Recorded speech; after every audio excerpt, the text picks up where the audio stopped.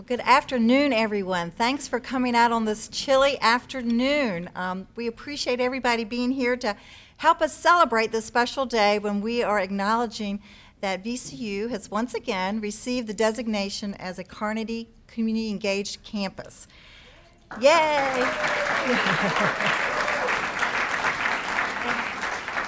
This is truly a recognition of the work of our faculty, staff, students, with our community partners, and I know we have some community partners here today. This truly is a recognition of all of our efforts and work over since 2006 when we last received this designation. So I do want to say thank you to all of you for your support and your work over these years with our efforts in community engagement. In particular, we received this designation in 2006, and at that time we were one of the first cohort of 76 institutions recognized for our work both in our curricular efforts and our partnership efforts. Since then, about 361 institutions have received this designation, but only 54 that have both high research and community engagement. And I think that really says a lot about who we are as a public research university here in a very strong urban community. So again, I think there's a lot to be said for what we have done together in this effort. But to do this application, it's something we had to apply for, and since 2006, Carnegie, of course, made that application even more rigorous, and so it took a special team of people who worked for really months to pull this application together. And I'd like to take a moment to thank that team of people who worked on the application on behalf of the university. And when I say your name, would you please not be shy and stand up so we can recognize you? So at this time, I'd like the following people to be stand and recognized: Aaron Brown, Lynn Pelko, Valerie Holton, Tim Davey, Kathleen Shaw, hold your applause and then we'll really let them have it, Scott Oates, Beverly Walker, Jamie Stillman, Kate Agnelli, Danny Woodward, Kevin Allison, and a very special thanks to Kathy Walker and Audrey Trussell. So would you join me in thanking this team?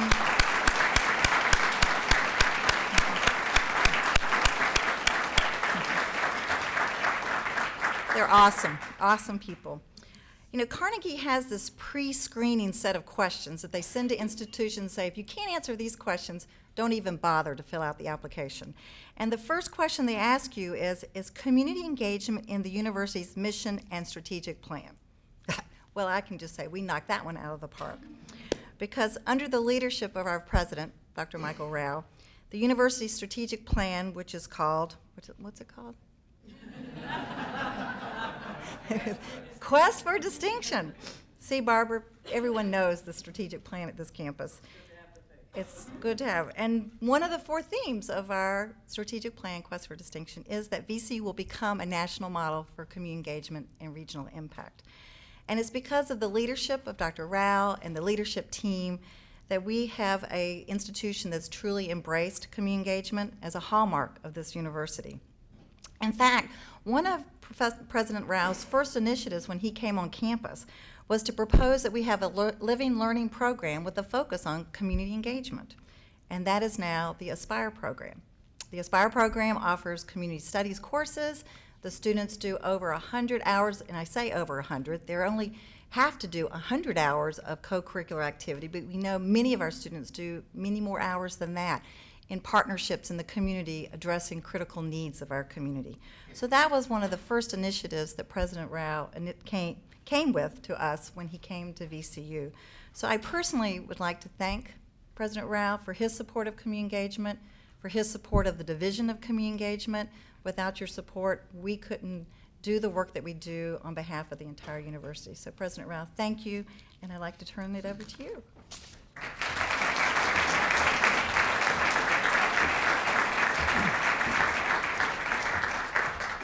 Good afternoon. It's great to see all of you here gathered up around a really, really important event and a great, great opportunity for us to celebrate.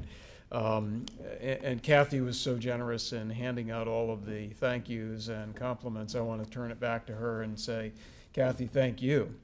When I came to Virginia Commonwealth University, actually I met Kathy before I met any of you. because Kathy was actually a member of the search committee for a new president. What was that, 6.5 years ago, 7 years ago, something like that.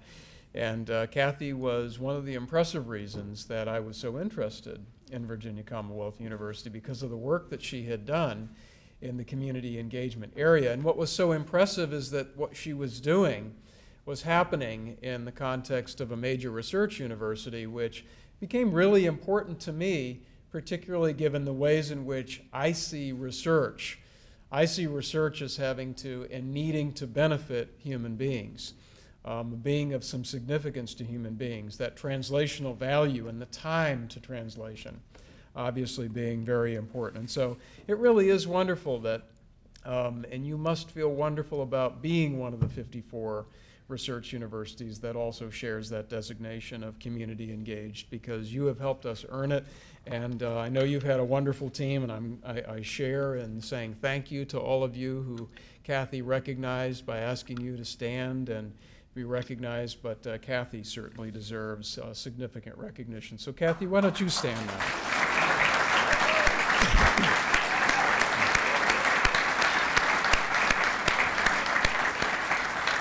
So Kathy, you have helped us to be recognized for both innovation and inspiration. Innovation in the context of research, and of course inspiration in terms of community engagement. And what you have brought us is truly not anything that we can figure out how to put words to, but a lot of people feel it because they benefit from it. And there's no question that an institution that really is so much a part of a city needs to be engaged with that city. And let's admit it, we live in a city with lots of needs. We live in a city with a lot of people who have very significant and very important needs. And it makes me feel good that we are connecting with that, with the people of our city, because they do need us. I also want to offer a special thank you to Secretary Anne Holton, who's here with us today. Anne is a person of tremendous talent, tremendous preparation. She is truly one of Virginia's scholars. She has an incredible academic background. She could do almost anything that she wanted to, but she has decided, and decided long ago, that she would dedicate her life to the people of Virginia and to people in general and the people who need her and our help the most. And she has done just that, and you can't begin to imagine the things that she has passed up with her background for the sake of the people who need her.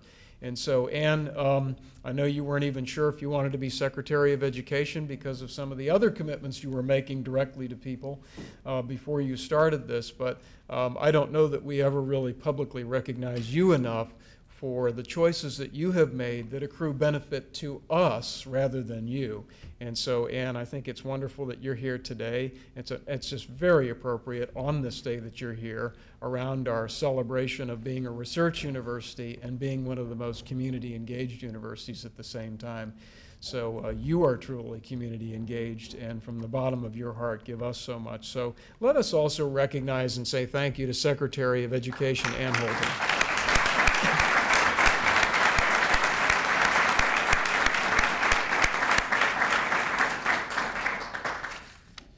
So my job at this point is to introduce our guest speaker, Dr. Holland. Dr. Barbara Holland is here with us to share some wisdom, and significant wisdom she has. I had an opportunity to meet with her earlier on, and she said to me, she described how she had been meeting previously with other people who she thought might have viewed her as just the guest who's going to talk again, and suddenly they all started writing profusely about what she was sharing with them, and I quickly saw why. I was able to engage with her myself, and most of that engagement was only with my ears because I wanted to hear every word that she had to say. And the reason for that is because what she's saying is sort of taboo in many ways, and in many ways not part of the discussion. We spend so much of our time in higher education trying to figure out how to protect our resiliency and how to protect what is and what has been. although the population isn't what is, or it is what is, but it isn't what it has been, and people are changing. And of course, America was all about engagement and giving people access to this wonderful American dream. If we really are committed to those words, and we all say them all the time, then we're going to have to think very differently, and higher education certainly plays a role in helping us to achieve that. Barbara is wonderfully insightful. She's passionate. She's honest. She's very thoughtful. She will tell you what she thinks, which is a great place for her to be. I tell you a lot of what I think, but believe me, I don't tell you everything I think. That's why we bring people like Barbara here to tell you what they really think.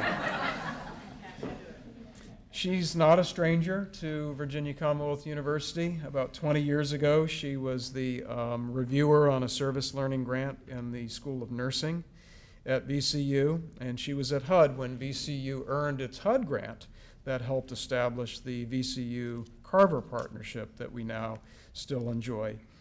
What a wonderful voice, what a tremendous national voice that is truly impacting the ways in which we think about the future of higher education and ourselves.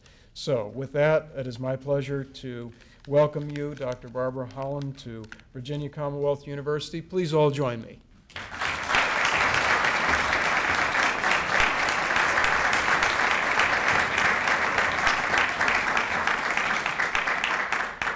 Gee, it's great to be here. Thank you, President Rao, and welcome and thank you for being here, Secretary Holton. What a wonderful life of public service you've led. We want all our graduates to learn and be like you. And to my friend Kathy, thank you for inviting me to be here. And staff, colleagues, friends I've made in the last 24, 48 hours, and people who have come to hear this story, I hope you find it helpful and energizing. I said to Michael earlier, if I've left you talking, even if I've annoyed some people, it's good that I've left you talking. I will feel I've been successful. This is a very important time in higher education, and it is sort of, we get used to, as the president said, we get used to the rhythm of the way things are, and we kind of get lost in the daily context of that, and we often maybe miss the opportunity to see that there may be a better way forward. So I do want to share with you, having had the wonderful opportunity to work mostly in my life at institutions just like this one. I have spent most of my life in my employment and in my research looking at urban, public, and private research universities and the relationship they have with their cities. I've been lucky to do this work in both the United States and Australia and to visit other countries that have these kinds of institutions and these kinds of issues and are interested in this concept of university-community partnerships for mutual benefit. The Urban Public Research University, to me, is the most interesting institution in higher education because, to me, we are the real, in every sense of that, we're the real universities. We're where the work is real, where the consequences are real, the impact we have and the responsibility we have to prepare students for the future is very real. It is not precocious and precious and not too much about sports, but some, a little, just for fun. So this work is, and these institutions resonate with the community engagement agenda because this is about learning and discovering and exploring knowledge in the context of place. This place exists because this city wanted this university. They expected this university to be part of what would make it a successful place. And you're doing that, and you're going to continue to do it. You have changed enormously since I was last here, and as I would expect, but in incredible ways that exceeded even my imagination and expectation. Today, what I want to do at the end of this 48-hour visit is to encourage you that with just a teeny bit more change, you could be the national exemplar of the urban engaged research university. And that's not an exaggeration. Trust me, I spend a lot of time. I'm diamond on Delta and gold on United. I have a large data set. There was a time in higher education when higher education was at the heart of progress and advancement in American society. It was a uniquely American notion that education would be the foundation and the path to personal and national success. We can just look back at perhaps our pinnacle heydays, starting with a GI Bill in the 1940s, 50s, the commitment to mass education, the introduction of research as a priority as a response to prepare the country for success and safety in the Cold War and to win the race to space, to cure polio. In the 1960s and 70s, baby boomers started to enter the workforce in large numbers, in very large cohorts, because to serve and provide mass access to higher ed, we opened hundreds of new community colleges, hundreds and hundreds of new public and private institutions. In these times, we saw higher education as a public good, and baby boomer faculty invented the academic culture we have today in that time when we saw the basis of the value of research as the prime purpose, discovery as the prime purpose of higher education in those times. We were the foundation that President Johnson chose to be the demonstration of what civil rights could look like, a work in progress still today. In the 80s, it all changed. The whole game changed. We shifted from loans to grants. We went from being a public good to a private benefit. We were labeled by certain politicians, I shall not name because we don't want to be too political, as an intellectual luxury. Everything changed overnight. We became narrowly defined, as we are today, as a generator of workforce, economic development, and the occasional useful innovation that can be transferred to another sector. It's a little overstated, but not too much. In the 20th century, the culture we created to be successful in this environment, we created it. Nobody did it to us. It was our voluntary decision to emphasize that every university should have all disciplines. It should be comprehensive in all ways. We should have some of everything. And that way we had many majors and very vast and what I will sometimes call overblown curriculum with endless choice for students. Research funding from a small set of federal sources and the focus on grants, publications, and technology were the only measures of personal success as an academic. And there was a value placed on educating a large number of the very best students, which minimized the difficulty of dealing with students who were less prepared, which created and perpetuated inequities and minimized our impact on diversity. Excellence in teaching, learning, and research was the sum of individual choices among academics and the indicators of the outputs of their work. Again, it's really the truth. This model really worked well in its time because of the expectations that were put on us. Public funding and teaching and research for a time, part-time, could sustain a largely individualized academic culture, a broad array of majors and course choices, narrow and very specific measures of faculty performance. During this time, we continued to develop discoveries and innovations for transfer to other sectors, but weaknesses began to emerge in this model. Limited success in improving access, diversity, retention, and graduation rates, our uneven attention to local and global challenges, our slow adoption of technology to support learning and to make administrative work more efficient. As societal and economic conditions have changed dramatically, we weren't always very eager to adapt to new times and new opportunities. Public funding started to wane. We weren't the darling anymore.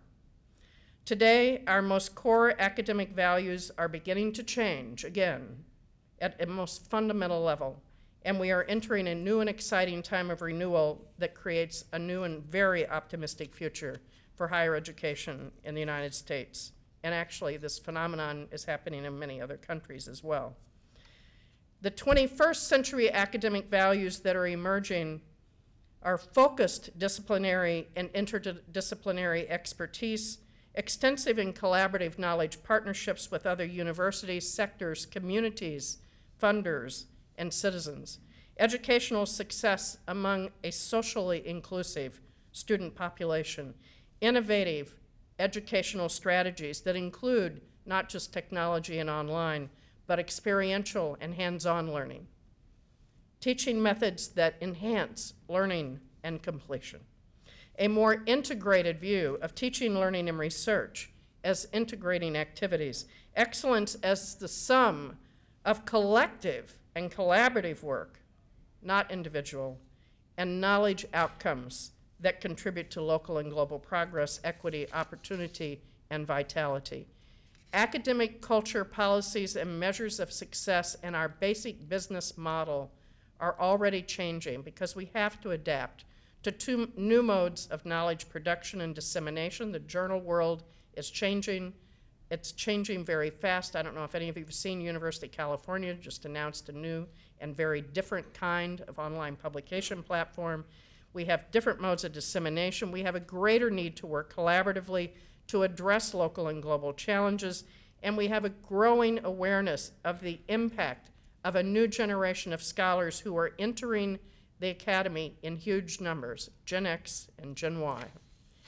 And these new faculty who are entering the workforce have characteristics and interests that hew very closely to these newer methods, cultural values around knowledge generation, community and civic engagement, and collaborative and interdisciplinary work. Fact is, we are moving into an era of academic culture and collaboration across the disciplines, engagement with other sectors, cooperation with other sectors and institutions, new forms of knowledge dissemination and review, new models of shared governance.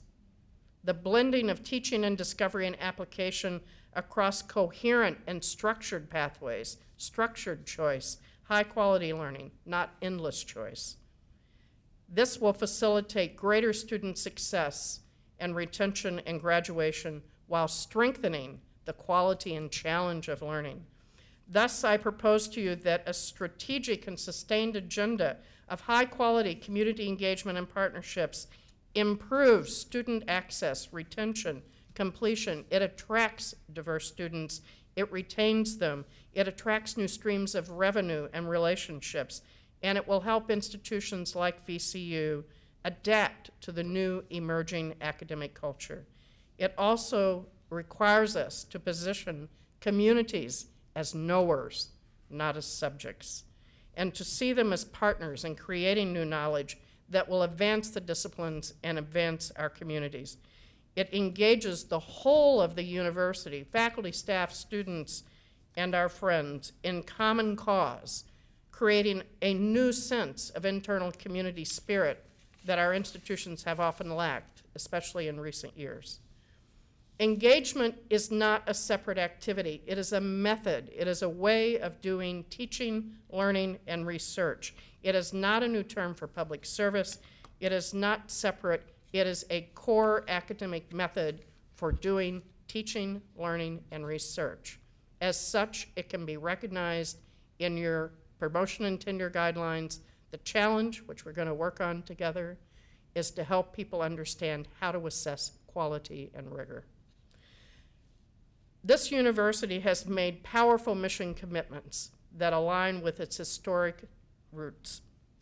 Engaged learning that fosters inquiry, discovery, and innovation among our students. Interdisciplinary collaboration to solve complex problems. Healthcare for all people. Research and creative expression. New knowledge and applications. Diversity, inclusion, reduction of disparities, and sustainable university community partnerships, which will be the foundation of how you address the previous goals that you've set for yourself. These are absolutely necessary and compelling goals based on the state of your university, the opportunity and advancements you've made in adapting to the new culture, even if you may not have realized you were adapting to a new culture. This makes sense because your context of Richmond is a city that has some real strengths. You are not the only anchor in this city. There is state government. There are other institutions and businesses that remain and help this city develop and progress better than some other cities in this nation, but you still have clear evidence of concentrated, persistent poverty and inequities, declining job opportunities, especially for the under and unemployed, who have limited access to the kinds of training that they feel they need, poor educational outcomes out of portions of the school system, unequal quality and access for children of all ages in their learning, significant and compelling health disparities that undermine employment. I often like to say to political leaders that it doesn't do us a lot of good to create new jobs if people are living in unsafe housing, if they are hungry, if they are living with addiction or violence in their home, if they have no access to nutritious food or childcare or transportation. There's a lot that goes with creating jobs that makes employment possible. And we have to remember that. And that is something that is at the heart of what we can do in engagement. So your quest for distinction, and I italicized it like I'm supposed to. So 4 things, and this is great because this is one of the reasons I'm excited about what you're doing. You have set some focused priorities. You're not just saying, as we have for the last 30 years in the engagement movement in higher ed, anybody who wants to do this, please do. Go out, find your partner, do something wonderful in community, and please let us know about it. Involve students if you can, and try to bring some scholarship to it if it's possible. Focus, focus, focus. Focused agenda allows us to actually produce and test what works, create ideas that can be replicated, share this with other cities. We can start to make a difference. My friends, our biggest problem is we have organized service learning classes, we have organized partnerships, and we have fundamentally organized the opportunity for faculty, staff, and students to visit and observe community, not to change it. And that's got to come to an end. Focusing on improving PK-12 education, increased access to quality health care, workforce and economic development, vibrant, and I would add, and equitable and sustainable communities. These are broad priorities that need to be whittled down into some stages, but the process of having this focus on specific actions will help this university learn the strategic and cultural skills necessary to create sustained work that will have real impact and lead to real change in this institution's performance and in the state of the community and your relationships between. In my view, this institution has done a lot to put itself in a position to be the national exemplar of the public research university. I don't have time and won't go into it, but I came from part of my lovely history, and part of why I am so excited and positive about this work is I was part of the team that transformed Portland State University in the 90s into what has, for 20 years, been considered the exemplar of the engaged public urban research university. But in many ways, you have gone farther already. You are doing things differently, and I will say something about your assets, but I want you to believe you have a chance to be on the national radar as a new kind of exemplar of this work in an institutional culture. The things you need to do to make this happen is to actually tackle that academic culture. You need to move into the 21st century model and let the 20th century model go. It isn't going to cause you any institutional, academic, disciplinary, or reputational harm.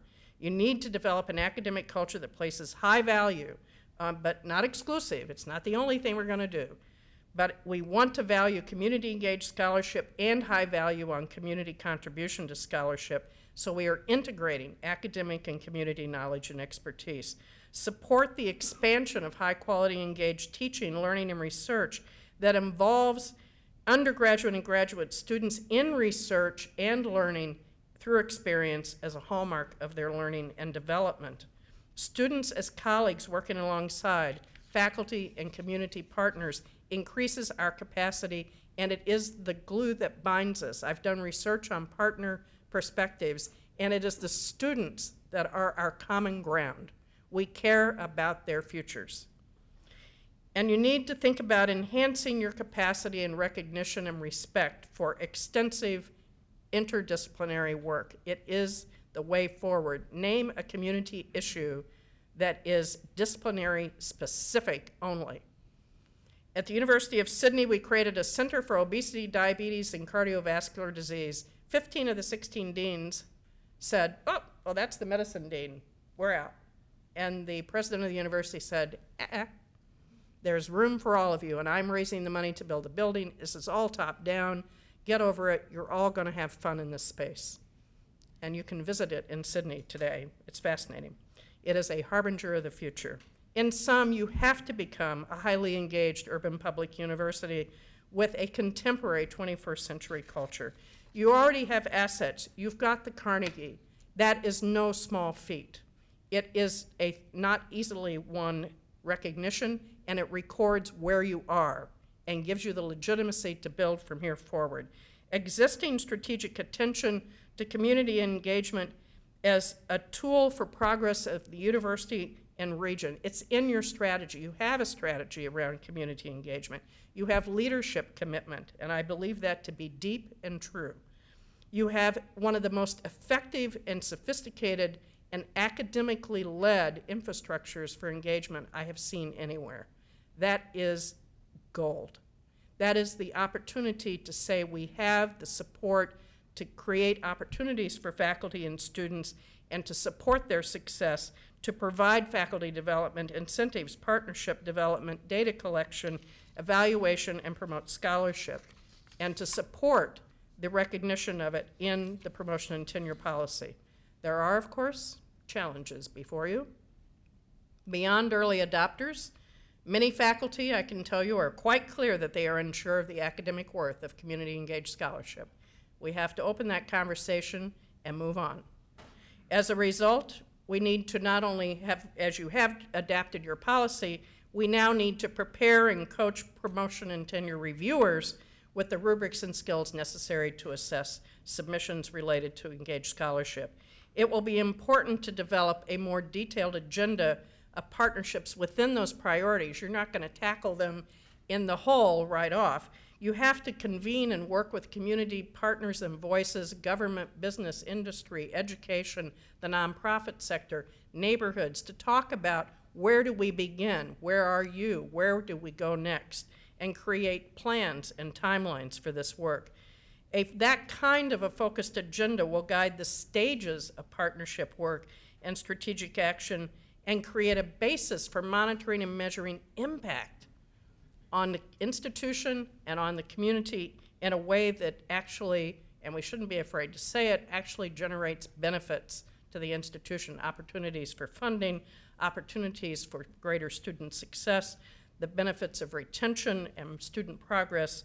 Those are, when we say this work is mutually beneficial, those are our benefits that we're looking for. You need to set specific internal goals. You have great things going on in engaged learning and engaged research. How much is enough? How many students are participating today? How many should? What are your goals? What is the equity of opportunity for students to have these transformative experiences? Which disciplines are more involved than others? How do we want to change that? What are our ambitions? What are our measures? Which faculty are involved? How do we advance our involvement across the disciplines in these priority activities, and what new partnerships do we need? Externally, one of the ways you get to be recognized as an exemplar is to be more visible externally. You are already a leading example with things to share with other people. I encourage you to be active in networks. I know you've looked at the Anchor Institutions Network, which is complementary to the community engagement identity. The Coalition of Urban and Metropolitan Universities is populated by like-minded similar institutions. Imagining America, a network that connects arts and humanities to partnerships to build community capacity for social and cultural vitality, which is one of your priorities. The Talwar Network, which is an international network. This is a global phenomenon. It is transforming the ways we think about international learning for students, and it recognizes student-led engagement. And community campus partnerships for health. Much of you, one of the things that makes you such a potential exemplar in this work is you are a urban comprehensive research university with an academic medical center, and you actually talk to each other. I can name institutions where that doesn't happen. So this is an asset. This is why you have this incredible opportunity. The bottom line is I do visit many campuses, and I lead large strategic planning workshops with many institutional teams. I do have a broad network. I do see a broad perspective of what's happening. I have known this institution since the 1990s through my colleague, Kathy Howard, who is a gift to this institution for her expertise and leadership and is a highly respected figure in this field nationally. This visit has shown me how far you have come to advance your core identity as a public urban research university. You have a compelling plan and vision. Now you need to focus on culture, on a focused agenda, on partnerships and a timeline, and start implementing co-planning with community to develop agendas across the disciplines that will lead to that healthier, sustainable, better educated, and more equitable Richmond. My aim here in this short time is to help you understand the larger context of change already underway in higher ed, to help you see that moving forward and changing these core academic values positions you well, not just in the realm of community engagement, but in everything a university does. Most importantly, I hope you do see engagement as an essential expression of the collaborative knowledge relationship that must exist between this university and this metropolitan region if both are to thrive in these changed environments we live in today. I want to thank you for the opportunity to be here again and to observe and appreciate your good work. I'm going to tell your story everywhere I go, so I'm part of your visibility plan. You can put that on the list. I look forward seriously to observing your progress as you become seen as a national leader and exemplar of the 21st century urban research university. Thank you.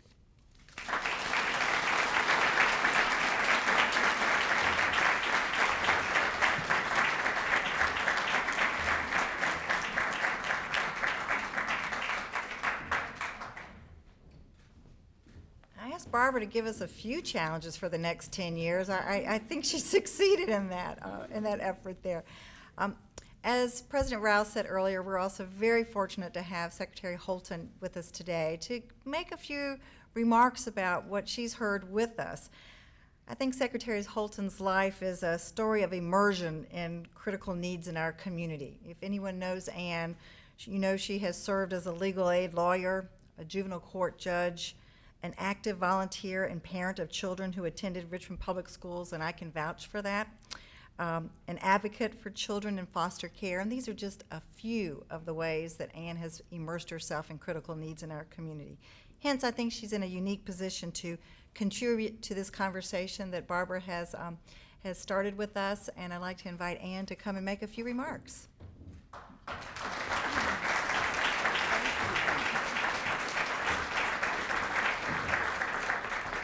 Thank you, Kathy, and thank you all. Somebody asked me as I was walking in, do you know Professor Howard? I said, well, actually, we go back to, I think, before kids, but certainly early kids. And Kathy has always been about engaging everybody in community and has pulled my husband and me in many a way on many of the many wonderful opportunities we've had to be part of this community, and we're all very blessed to have you as a friend as well as a colleague. Barbara, what a treat to get to meet you and to get to hear from you today and to celebrate this special occasion with VCU. It is an excellent step as part of a quest for distinction to have this honor, and it is very exciting to think of what it means for VCU to be one of very few universities across the nation that has the dual honors of being a high research university and a community engagement community of distinction. Those two, not everybody necessarily sees those together. There are those who think we need to rise up by excluding. I always, you all know, I used to work with the community colleges, and I used to get a kick out of watching the community college approach to education, and then at the same time my kids were going through the college application process at some of our more exclusive universities across the nation, and realizing that for many of our four-year universities, how many people we turned down is one of our major measures of our own success. You know, how perverse is that? And yet a university like VCU is figuring out ways to do access and achievement, to be succeeding and being recognized for such top quality research, to be giving students who are ready to be doing really, really high-end work those opportunities, to be able to enable that kind of work by faculty, and to be working on access so that we're making higher education an opportunity for all, and working on how we translate that back into connections to the community. So it is very, very fun to get to be here, to watch this university celebrate being not confined or constrained by its connections to this city that is something I love so very, very deeply, and feel so connected to really since my childhood. But to watch the city watch this university be carried up by its embracing of this community. Watch the university carry up the community and the community carry up the university, and to work in tandem, a both and kind of thing. It's not too much about sports, Barbara, but we don't mind the sports because it does give us a sense of ourselves as community and as a way for folks to feel connected. Another way in which this university really has put its imprint on this wider community is in the arts. And it is so exciting to have really this Richmond become known more and more up and down the East Coast as an arts head, as an arts central. And you know, if you drive around town, Barbara remarked on how different the city looks than when she was here 15 years ago, how different the university, how different the city. But the celebration of our artistic talents, from everything from the murals you see all over on up to the new building going up across the way. It's really integral to who Richmond is now. It's not the sleepy little southern town that it was when I lived here as a child. It's my kids say that we're the, are there any Portlandia fans in the audience? So my kids say that Richmond is the Portland of the East, and we're like, my husband and I get that they think that's a very high compliment. It means that we're cool. We're cool, and when your teenagers and your young adults tell you that, it's something for those of us who've known and loved this city for a very long time. And this university is not bound by the city. It is not only the city, but it is fundamentally intertwined with the city. And I love it that you all get that and that you make that happen every day. In my space of education, the university is so connected to education in the K-12 world, so connected with our community college, so connected to the pathways from pre-K to K-12 to all the way up through 4 years and beyond. So it's a wonderful opportunity to get to be part of to be connected with a university that really gets it. The one reflection on one thing Barbara said that I think is a challenge for all of us. My colleague in the cabinet, Bill Hazel, helped me as part of our cabinet a year ago when we came in on Governor McAuliffe's team. And President Rao is right. They had to talk me into doing this job because I'm like, oh, you don't need me to do that job. You need somebody who's been a professional educator all their lives, et cetera. And I said, what I do is work with kids and families at the margin. And Governor McAuliffe said, yeah, that's what I want you to do. And I said, oh, okay, sign me up.